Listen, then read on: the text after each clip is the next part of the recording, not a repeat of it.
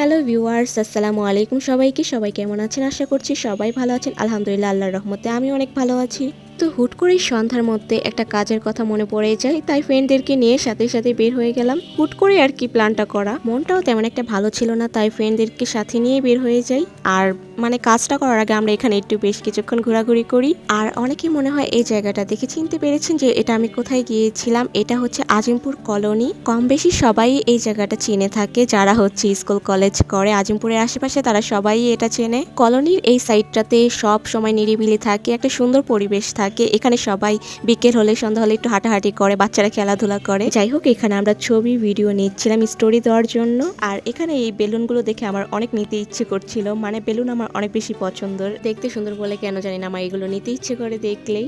দেন আমরা হচ্ছে আজিমপুরের এই সাইডটাতে অনেকগুলো ছবি ভিডিও করি। আর এখানে এই চারটা দেখতে এত বেশি সুন্দর লাগতেছিল, আমরা এখানে বসে বসে বেশ অনেকক্ষণ আড্ডা দিচ্ছিলাম, এত বেশি শান্তি লাগতেছিল, একটা শান্তির পরিবেশ ছিল চারপাশে।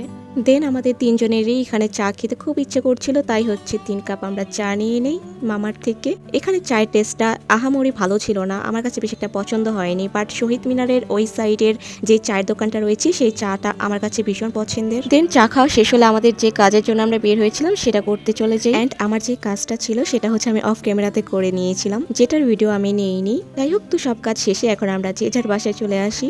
যাই হোক, আজকের ব্লগটা এখানে শেষ করছি, দেখা হবে নেক্সট ব্লগে। And thanks for watching my video. ভালো থাকবেন সবাই, টেক কেয়ার, আল্লাহ হাফেজ।